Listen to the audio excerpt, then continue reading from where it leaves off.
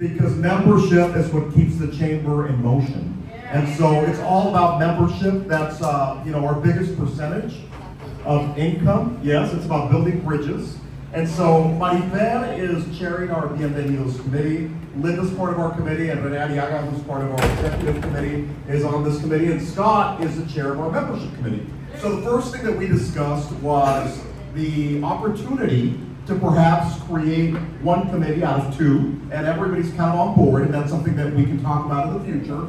But our goal is to develop and implement a strategic membership program, and our sub-goals include increasing member engagement and retaining members. So the biggest thing we talked about, and where's Jesse? Jesse's part of our group. I know Jesse. Where's Jesse? Okay, so Jesse, everybody brought up really good points, but the one thing that Jesse and I agree on very heavily is that a lot of our members don't see the value. And we also determined that we need to create a tiered system for our members as we're creating that engagement plan, because you can have a member that has one employee, or a member that has 3 or 4 employees, or it can be IBC Bank that has over 300 plus employees, right? So how do we differentiate that engagement plan? And we also realized that when a member says, if I become a member, what am I getting out of it? If you look from the outside in, members see us attending breakfast with the mayor, a legislative trip in DC, an event with the city, right? And so they want to be part of that. And they say, how come I can't be a part of that? Well, now you can. And so we decided that we were going to create a very strategic membership orientation engagement plan, which includes tiering the businesses in different sites. We're going to create fireside chats, and depending on the size of that membership, we're going to give them an opportunity and say, okay, what would you like to learn about?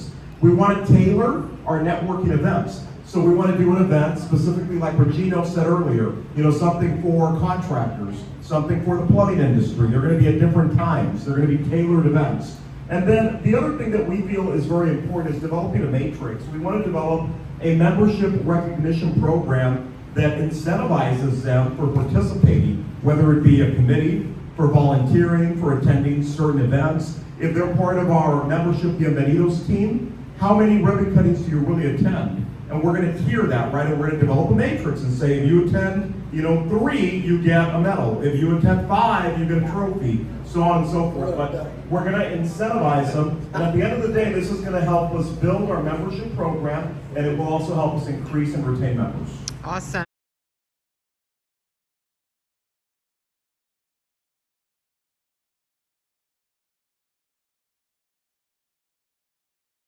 So we were the smallest group. People were really, small but mighty. That's right. But ours is about rebranding Laredo. And one of the things that we discussed is that we are not the ones, we are not an agency, we are not a marketing firm, but we are advocates, right? So we can advocate to our officials, county, city, businesses that we do need to create a cohesive brand, for not to benefit the chamber, but to benefit our entire community. We're going to do that. How can we execute for the chamber to reach out to public sector, private sector, that we do need to come together to create a brand?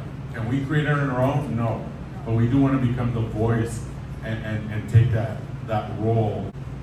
It was a great example of 2 outsiders being in Laredo and how much they really appreciate Laredo and giving us their opinion, which is very good. But at the same time, we get caught up in our everyday things that we don't even realize what people are saying about us on the outside. We talked about it was important to get the key people at the table, because if we are on a budget of, let's say, $50,000, this is a $1.5 million project, that's going to be a limiting factor, right? Yes. So getting the right people at the table to figure out Hold what it the dollar higher. amount needs to be to rebrand, and then what does that vision need to look like? And they talked about like building bridges, or you have the You'd Be Surprised Yes. campaign, like something that's catchy. People just think it's unsafe largely, and they don't think there's opportunity, which I think is really, really inaccurate, because I've definitely been able to develop my career in that I don't get opportunities I maybe would have had I not been in Laredo. So that's sort of the other outsider. One of the things we talked about a lot was that we got to get all these folks together. So we can convene that conversation. Each one of these groups, whether you look at Main Street or LADC or the CVB or wherever, they all have marketing budgets. The board has a marketing budget. We all spend, you know, however many thousands, hundreds of thousands of dollars all these groups spend on marketing, but without a cohesive vision. So if we can drum up that support and get the private sector to buy into it, you know, when you get these developers, you know, like the folks that I work with, when we're pitching an outside group, what's wrong with putting the image or the tagline or whatever that comes up from this process onto our pitches to a company that's looking to, you know, expand from Michigan or expand from Missouri or something like that. And we can get that and get that, work with the private sector to make sure we keep that buzz alive. That if all the different entities have a marketing budget and you were to somehow get a portion of that where everybody committed to combine that as a shared branding, then you take 10 from here or 5 from here or whatever it is, and now you have 55,000 or 100,000 or whatever it looks like. So I love that idea.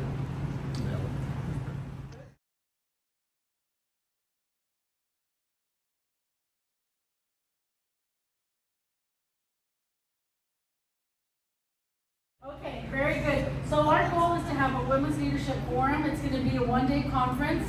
We're going to build on what Cliff Killam started many years ago.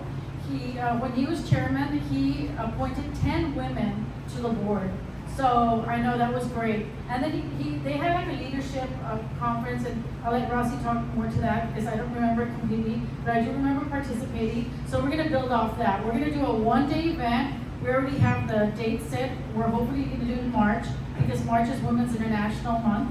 And if we can't get March, we'll do hopefully April.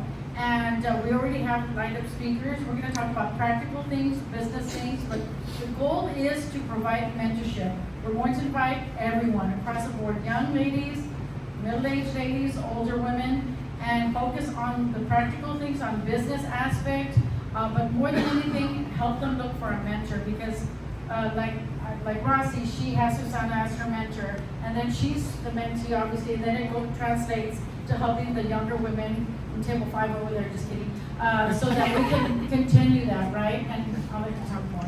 The business component, because we're bringing it back.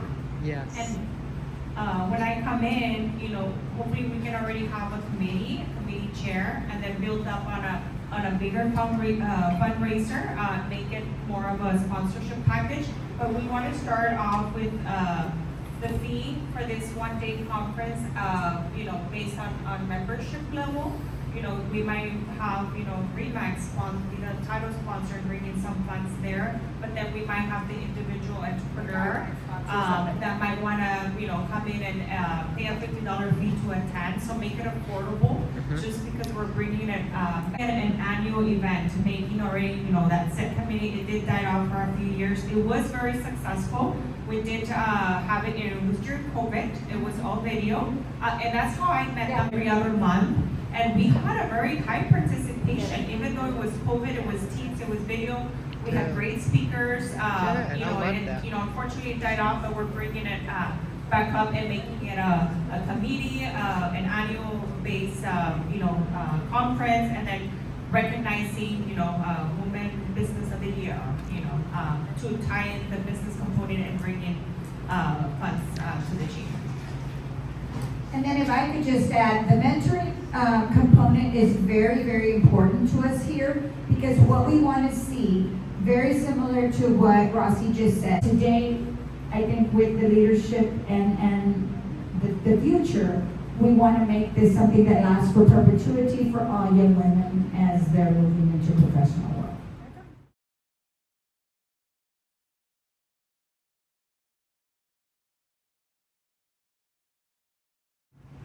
Alright, so for the Young Professionals program, we had the idea of coming up with a human library.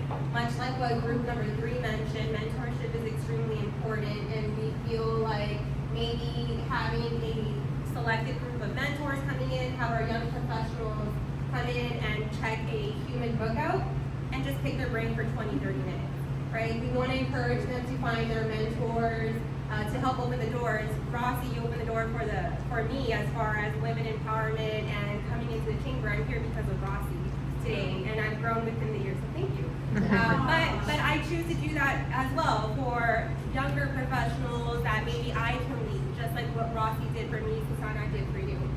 mentorship recruitment. We were also thinking about speed networking. There's no doubt that there's a gap as far as teaching our young professionals how to network. What is the importance of it? Why are we here? What is the purpose? Are we being intentional? How do we not only come in to meet our mentors or to meet other professionals, but how do we build off of that? How do we make that into a meaningful connection, a lasting connection? Professional development workshops, I know that. So we feel, as far as the millennials, and I'm not speaking for all millennials, but just based off of what I've read in my own studies, millennials want to feel like they're a part of something, right? We want to feel a sense of purpose. So how do we do that? And I feel like if we can find a way to do that, we could attract more members, younger members, and then of course it's a ripple effect. Sorry, partnership with local resources. We have great resources here with different programs that maybe young professionals aren't aware of. I know I wasn't aware of several of the resources we have available until I participated in the Elevate Laredo program. And why was I in that program? Because Rossi was here, right? So, but how do we create that awareness and engagement? Media and digital presence. So again, back to attracting the younger professionals. We like things in bite-sized pieces, but meaningful with value.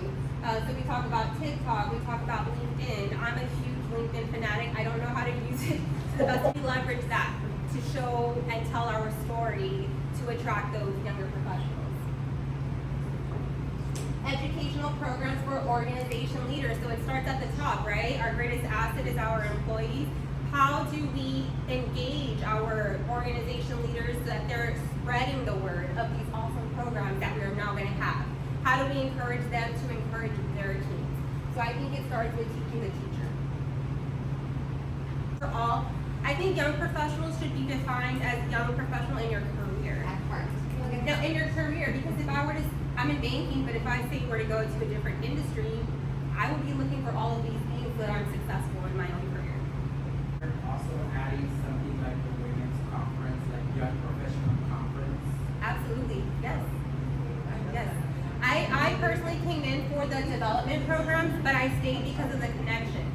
So we want to replicate that and bring on board those resources, that innovative thinking as well. So maybe form it first, conference, maybe second year or third year? Okay.